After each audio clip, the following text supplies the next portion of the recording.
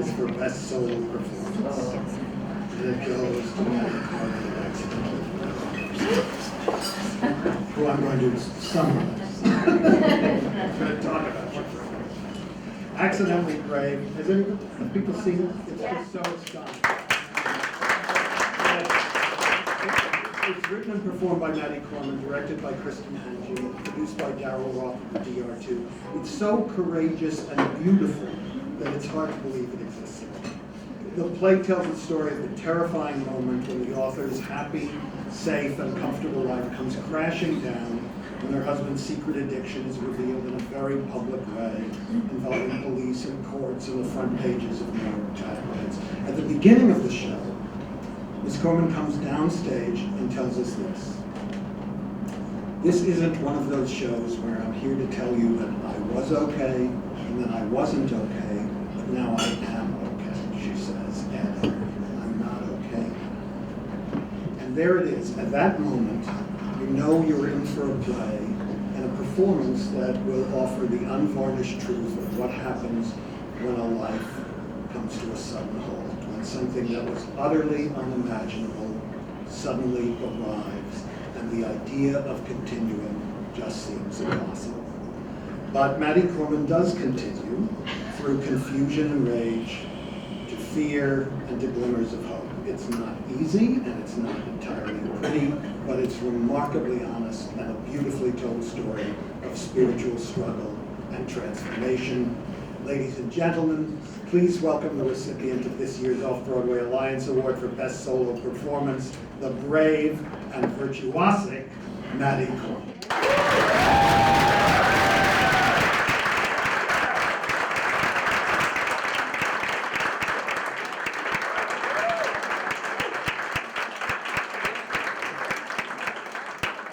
Hi, I'm used to talking for 90 minutes, so get ready.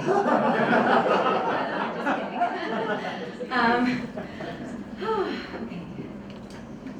I am truly, madly, deeply grateful to the Off Broadway Alliance for this honor, this affirmation that maybe I am part of this tribe, a tribe that I fell in love with a few hundred years ago.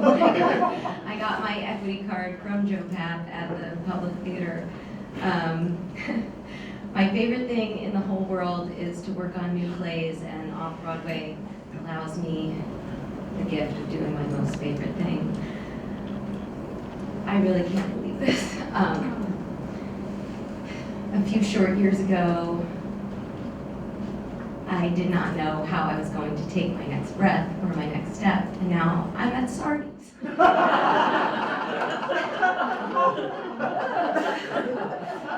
8 times a week, I have the privilege of telling my own story, my own messy truth, and so it's really delightful to get to talk about some other people right now. Kristen Hange, happy birthday. Make sure I say this right. I love you. If any of you have the chance to collaborate with Kristen Hange, do it. It is an incredible gift. Kristen, to be in your loving, trusting, capable hands has been unbelievable. You believed I was a writer long before I did, and just the other night, when once again I was sitting in my dressing room, terrified to go on, I close my eyes and I can hear your voice saying, "Oh, sweetheart, it's okay, someone out there needs to hear the story tonight."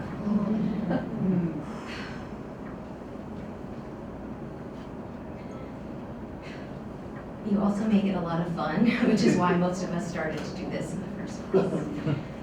New York Stage and Film, I don't know if you're here, but I'm saying thank you for inviting me to play in your sandbox. Darryl Roth, thank you for trusting me, for producing the hell out of this play. You saw a reading that we put together the first time we ever read it out loud in New York City, and within 12 hours, Darryl said, "Where would you like to do this?" And I said, "Well, where would you like to do it?" And she said, "I think we should do it at my space, the DR2." And I said, "Great." And that was within hours of reading it out loud for the first time in New York City. And the DR2 has been a perfect, intimate, incredible space to tell this story. Daryl said that she saw Accidentally Brave as a love story and as a universal story about a family.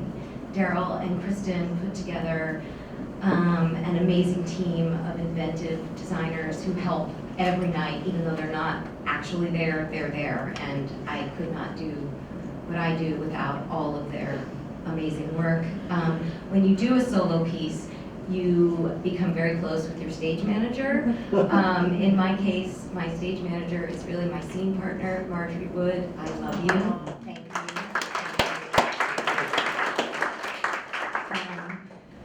I would like to thank my agents who finally got me a private dressing room. I love my agents. I am very lucky to have agents. That is a great thing to do off Broadway. I would like to thank my family, some of whom are here, who showed up in the middle of the night and early in the morning when I did not have on fake lashes or a nice dress and there were no cocktails. I am so happy that I got to invite you to celebrate something today. I would like to thank my mom, who, though she died very, very young, was able to see me on stage at the Public Theater and the second stage. Robin is here, who my mom actually got to know.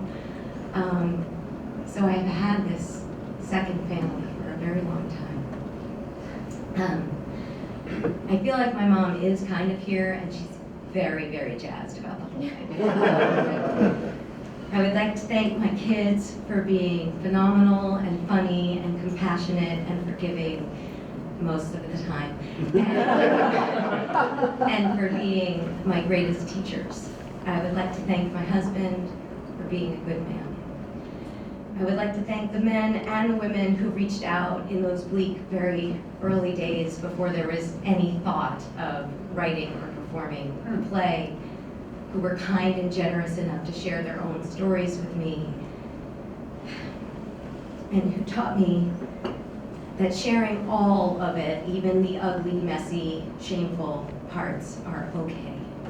And to the audience members who every night come up and hug me after this show and tell me their stories, I am incredibly grateful. I love the theater. I love live theater. I believe that sharing our stories, even the darkest, messiest, ugly ones, is important. In a world of Twitter and judgment, I believe that the theater allows for humanity and process and nuance on stage and off. I am ever grateful and truly humbled to be a member of this tribe of ferocious, vulnerable, hilarious, brilliant nutballs. Thank you so much.